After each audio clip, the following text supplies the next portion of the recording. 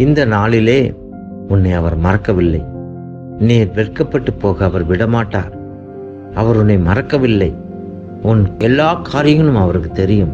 உன் எல்லா வேதனையும் அவருக்கு தெரியும். உன் உள்ளத்தின் ஆழத்தில் இருக்கக்கூடிய எல்லா வேதனைகளையும் அவருக்கு தெரியும்.